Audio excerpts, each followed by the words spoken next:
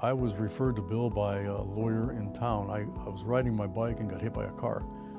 And I was referred to Bill then. He told me exactly what he was going to do from one step to the next, and then he did it exactly the way he said. It was a great experience. The results of the case was better than anything I ever thought of. When I first got hit, I found out I wasn't going to die.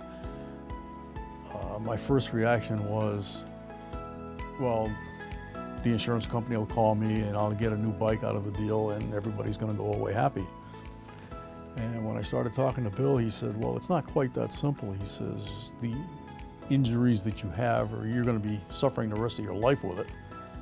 He took care of everything. It really worked out well.